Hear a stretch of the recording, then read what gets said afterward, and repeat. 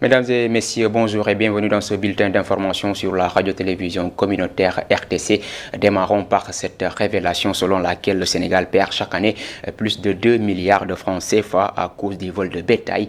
Une révélation de l'Association nationale de lutte contre les vols de bétail. Cette problématique ainsi que les conflits entre éleveurs et agriculteurs figurent parmi les principales préoccupations des acteurs de l'élevage de la région de Kaolack. Ces derniers attendent beaucoup de la journée nationale de l'élevage qu'ils vont abriter demain samedi 22 février 2025 et espèrent que cette occasion permettra de trouver des solutions aux défis auxquels ils sont confrontés. Ousmane Dem, reportage. Il s'agit d'une situation à la fois alarmante et inquiétante que traversent les acteurs de l'élevage de Kaolack. Rares sont ceux qui acceptent d'investir dans l'élevage. Chaque année, l'État perd plus de 2 milliards de francs CFA à cause du vol de bétail. Hormis cette problématique liée au vol de bétail, les conflits entre éleveurs et agriculteurs sont monnaie courante.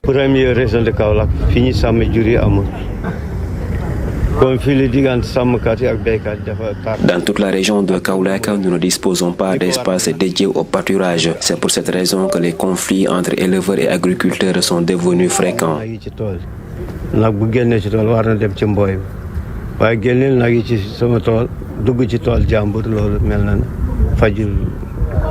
Ces acteurs de l'élevage ont le sentiment d'être laissés en rade, d'où cette invite.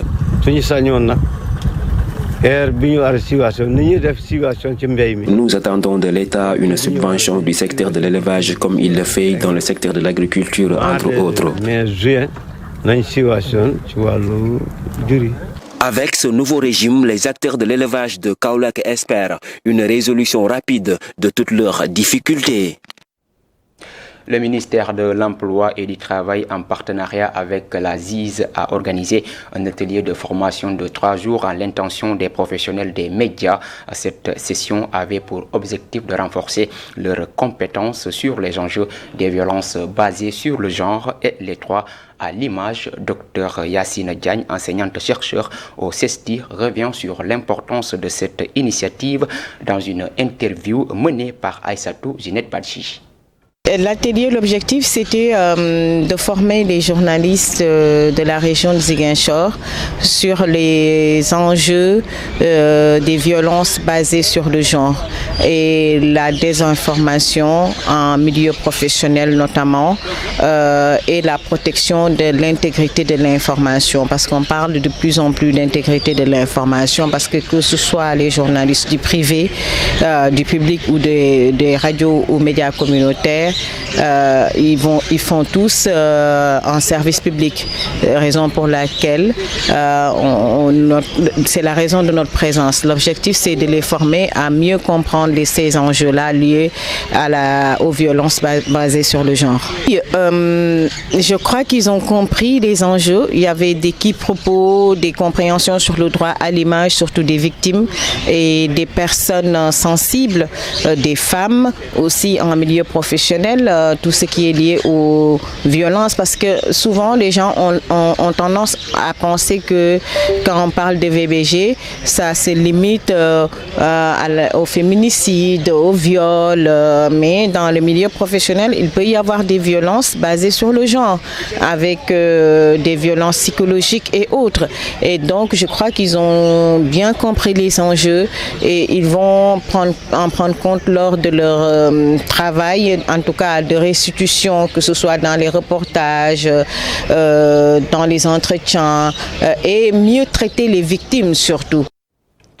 Et puis le collège d'enseignement moyen, le CM2 de Ourossogui, fait face à une situation préoccupante marquée par de nombreuses insuffisances infrastructurelles et matérielles. Ces manques affectent directement les conditions d'apprentissage et se répercutent sur les performances scolaires des élèves. Et si rien n'est fait, le niveau général des apprenants pourrait connaître une baisse significative. Oumar Sall, reportage.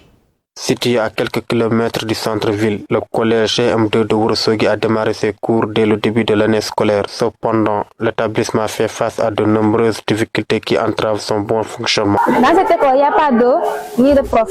Il n'y a pas d'électricité. Il y a ni toilettes. Les toilettes sont même faites presque qui parce qu'on avait fait une grève ici pour casser nos droits. Il n'y a pas de sécurité. Les portes sont même cassées, regarde. Les fenêtres aussi sont cassées et même vendues. On n'est pas dans une école de sécurité. On n'a rien ici. Malgré certains progrès réalisés grâce à l'engagement de bonne volonté, de nombreux défis restent à relever, selon le président de l'APE. La Sonatel, que je remercie au passage aussi, qui a réagi promptement en effectuant une visite ici de site. Nous avons constaté ensemble les urgences et il a pris en charge l'urgence la plus urgente, si le terme existe, à savoir la finition des toilettes. Il nous a alloué une enveloppe de 500 000 francs. C'est avec ces 500 000 francs que nous sommes en train de finaliser les toilettes. Mais les problèmes restent entiers. Actuellement, plus de 500 élèves sont inscrits au CM2 de cette ville Carrefour. Beaucoup d'entre eux parcourent plusieurs kilomètres chaque jour pour rejoindre l'établissement, ce qui ajoute une contrainte supplémentaire à leur apprentissage. Oumar Sall, l'automédication est une pratique courante chez de nombreux Sénégalais, en particulier ceux aux revenus modestes. La cherté des soins hospitaliers pousse souvent ces citoyens à recourir à cette pratique ou bien à cette méthode qui peut s'avérer dangereuse, voire fatale pour la santé. Face à cette situation, de nombreux citoyens s'indignent et appellent des malades à privilégier les structures de santé en cas de besoin. En Afaï, reportage. L'automédication est un phénomène social récurrent, pratiqué pour diverses raisons. Toutefois, les préjudices qu'elle cause à la santé des individus sont considérables, souligne cet artiste. Si un bouton apparaît sur ton corps et que tu le minimises en y appliquant des pommades retrouvées au hasard, cela peut compliquer les choses. Mieux vaut aller à l'hôpital. Il pointe du doigt les mauvaises conditions de conservation des médicaments. Un individu peut avoir les restes des médicaments qu'il a gardés pendant longtemps sans même avoir respecté les conditions de conservation. Si tu le prends, ça peut être fatal. À cela s'ajoute la méconnaissance de la posologie, un aspect souvent ignoré. Les médicaments peuvent aussi bien soigner que tuer. Toute dose excessive peut être nuisible. Mais par la suite, tu t'es retrouvé avec 2 ou 3 maladies juste à cause de ce que tu as vu. Madiabel met en avant l'impact des revenus précaires des ménages. Si tu vas à l'hôpital, on te demande de l'argent. On te prescrit une ordonnance toutes les 2 minutes. Tu fais des va-et-vient entre l'hôpital et la pharmacie jusqu'à ce qu'on te dise que ton malade s'est rétabli ou est mort.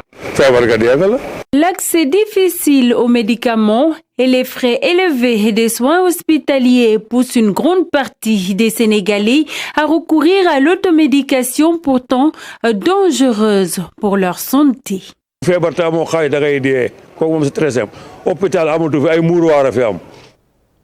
Et pour terminer, l'agence de réglementation pharmaceutique part en croissade contre les trafiquants de faux médicaments et les vendeurs de produits cosmétiques nuisibles à la santé publique. Le message est délivré par le directeur général de l'ARP, le docteur Alioune Abba Talib Diouf, qui s'exprimait en marge d'un atelier de partage avec la presse à Thiès. Ces propos sont recueillis par Chérif Abdul Aziz Touré. Oui, nous avons un phénomène qui est très actuel, donc qui est le cybercrime, et des personnes mal intentionnées donc essayent d'utiliser les supports qui sont des supports de masse tels que les réseaux sociaux pour s'adonner à des trafics délictuels de produits de qualité inférieure, faux ou falsifiés, et donc avec des conséquences néfastes en santé publique en termes de cancer, en termes d'atteinte d'organes tels que les reins, en termes même de décès et de fatalité. Et donc l'ARP s'inscrit dans sa mission régalienne d'inspection dans laquelle nous devons identifier les contrevenants donc, aux lois sénégalaises, mais nous devons aussi protéger la population sénégalaise en les mettant hors d'état de nuire, en les identifiant, en procédant à des investigations puis à des arrestations en relation avec les forces de police et de gendarmerie, mais aussi en faisant confiance à notre justice pour les peines, les amendes et les sanctions encourues par ces individus. Mesdames et messieurs, c'est la fin de ce numéro d'information sur la radio-télévision communautaire RTC. Merci de l'avoir suivi. L'information continue sur www.iracsenegal.sn. Au revoir.